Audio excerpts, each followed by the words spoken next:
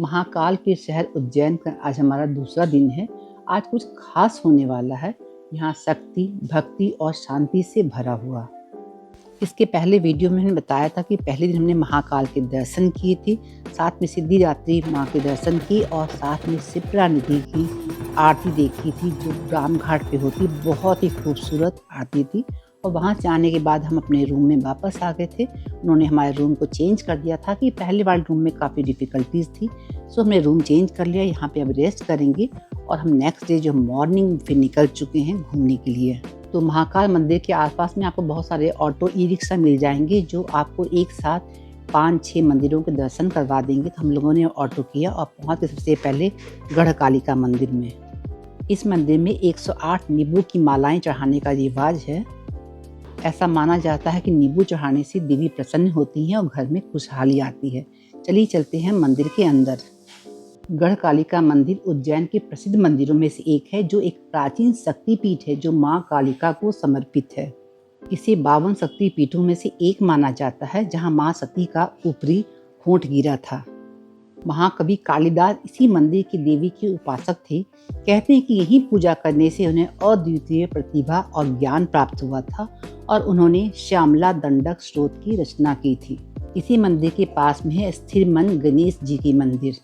और पौराणिक कथाओं के अनुसार भगवान राम, माता सीता और लक्ष्मण द्वारा स्थापित किया गया था, जहां मन की अस्थिरता दूर होती है। और यह मंदिर अपनी प्राचीनता और शक्ति के लिए प्रसिद्ध है। भक्तों का ऐसा मानना है कि यहाँ आने से मन शांत होता है और सभी इच्छाएं जो है वो पूरी होती हैं। जब भी गढ़कालिका मंदिर आए उसी के समीप में है 6 कदम की दूरी पे ये मंदिर है। यहाँ पे दर्शन करते हुए जाएं। यहाँ पे भीड़ बहुत कम थी इसलिए दर्शन काफ़ी अच्छे से हो गया। तो हम चलते हैं काल भैरव मंदिर की तरफ। जब से मैंने काल भैरव के चमत्कार और उनसे जुड़ी कुछ हैरान करने देने वाली रहस्यों के बारे में जाना है, तब से यहाँ आने की बहुत इच्छा थी। तो यहाँ आने के बाद जो है लाइन से आपको प्रसाद की बहुत सारी दुकानें मिल जाएंगी। काल भैरव पे शराब चढ़ाना एक परंपरा है, इसलिए इन दुकानों में शराब भी मिल जाती है। लेकिन ये चढ़ाना ज़रूरी नहीं है। आप जो है फूल, फल, मिठाई और सात्विक वस्तुओं से भी पूजा कर सकते हैं। और यहाँ जाने के लिए जैसे महाकाल के मंदिरों में जो है घूम घूम करके जाना होता है, उसी तरह यहाँ भी जाना था। इस तरह से लंबी दूरी हमें ज़रूर तय करनी पड़ती है, लेकिन धक्कम धुक्की नहीं लगती है। तो करीब जो है 45 मिनट ऐसे घूमने के बाद हम मंदिर के सामने जो है बस पहुंचने वाले हैं। उज्जैन में स्थित यह मंदिर काफ़ी प्राचीन और महत्वपूर्ण हिंदू मंदिर है जो भगवान शिव के उग्र रूप काल भैरव को समर्पित है, जिन्हें उज्जैन का संरक्षक देवता यानी कोतवाल माना जाता है। यह मंदिर कपालिक और अघोरा संप्रदायों का केंद्र भी माना जाता है जो श्रद्धालुओं को सुरक्षा और बाधाओं से मुक्ति प्रदान करता है।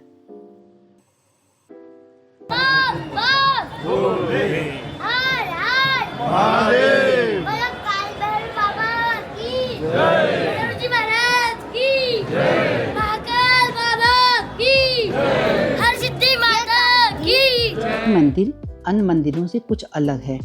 काल भैरव को जो मदिरा चढ़ाई जाती है वो मदिरा कहाँ जाती है ये अभी तक रहस्य बना हुआ है।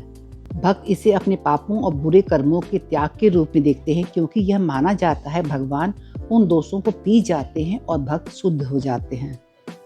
यहाँ मदिरा चढ़ाना संकल्प और शक्ति का प्रतीक माना जाता है। तो हमारी मेहनत रंग लाई, हमें अच्छे से भगवान के दर्शन हो गए और निकलते हैं हम बाहर की तरफ और फिर से ऑटो लेते हैं और पहुँचेंगे हम संदीपनी आश्रम में। क्या आप जानते हैं कि संदीपनी आश्रम इतना प्रसिद्ध क्यों है? ये महर्षि संदीपनी की तपोस्थली है जहाँ भगवान श्री कृष्ण, बलराम और सुदामा ने शिक्षा ग्रहण की थी, इसलिए यह श्री कृष्ण की विद्या अध्ययन स्थली भी कहलाता है।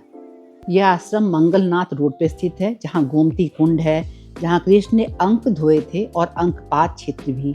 यह लगभग 5000 साल पुराना है और 64 कलाओं और 64 विद्याओं के ज्ञान का केंद्र है। आज भी यह शिक्षा का केंद्र है और संदीपनी एजुकेशनल ट्रस्ट द्वारा संचालित एक गुरुकुल भी मौजूद है। तो चलिए चलते हैं उस हॉल की तरफ जहाँ श्री कृष्ण द्वारा सीखी गई 14 विद्याओं का उल्लेख किया गया है। इस आश्रम में आके आपको बहुत कुछ देखने सीखने मिलेगा। जहाँ एक तरफ से गुरुकुल है, वहीं जो शांत वातावरण यहाँ का बहुत आपको आकर्षित करेगा। यहाँ आप आराम से 1 से 2 घंटे घूम सकते हैं। उज्जैन धार्मिक महत्व के अलावा महाभारत काल की शुरुआत में पढ़ाई का मुख्य केंद्र था। भगवान श्री कृष्ण, बलराम और सुदामा ने गुरु संदीपनी के आश्रम में बचपन में शिक्षा ग्रहण की थी। यहाँ से उन्होंने नियमित रूप से शिक्षा प्राप्त की थी। कहते हैं भगवान श्री कृष्ण ने यहाँ पे 64 विद्याएं और 16 कलाओं का ज्ञान लिया था। ऐसा कहा जाता है कि अपने मामा कंस का वध करने के बाद श्री कृष्ण ने बाबा महाकालेश्वर की नगरी अवंतिका में आने के बाद 64 दिनों तक रुककर यहाँ शिक्षा प्राप्त की थी।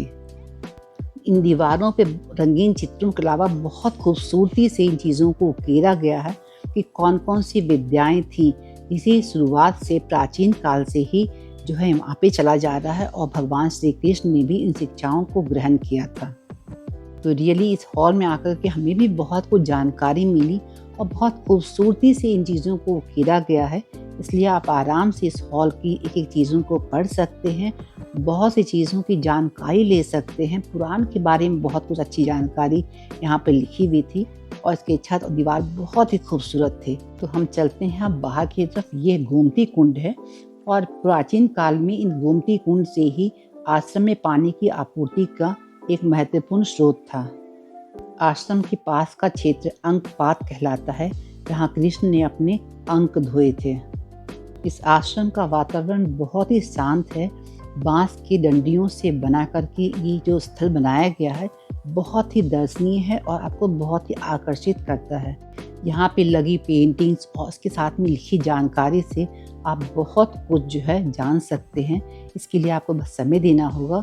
और यहाँ जो पार्क बना हुआ है सामने, वहाँ बहुत शांत वातावरण है। सर्दियों के दिन में अगर आप जाते हैं यहाँ पे आराम से आप घूम सकते हैं। बस यहाँ बैठ के खाना मना है, अदरवाइज़ यहाँ पे एक रेस्टोरेंट भी बना हुआ है, वहाँ जाके आप आराम से खाना खा सकते हैं और पूरे आश्रम को अच्छे से आराम से 1 घंटे में घूम सकते हैं।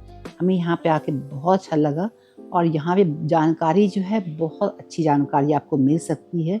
यहाँ बहुत सारे ऐसे लोग मिले जो आप अगर जानकारी और भी ज़्यादा अध्ययन करना चाहते हैं तो वो कर सकते हैं। देखिए मिट्टी की दीवारों पे कितनी खूबसूरती से ये पेंटिंग्स बनाई गई है। तो आज काफ़ी हम लोग घूम लिए, लेकिन आज की जो लिस्ट थी उसके अकॉर्डिंग जो था वो मंगल महादेव और इस्कॉन टेम्पल हमारा घूमना रह गया है अभी। लेकिन हम काफ़ी थक चुके हैं, अब थोड़ा खाना खा के रेस्ट करना चाहते हैं क्योंकि शाम को फिर हमारे बस भी है जो वापस हमें जिसे दिल्ली जाना है। तो आज हम यहीं घूमेंगे, मंगल महादेव दर्शन अगली बार करेंगे। तो आपको आज का व्लॉग कैसा लगा ज़रूर बताइएगा। अच्छा लगे लाइक कीजिएगा। कौन सा मंदिर सबसे अच्छा लगा ये भी ज़रूर बताइएगा।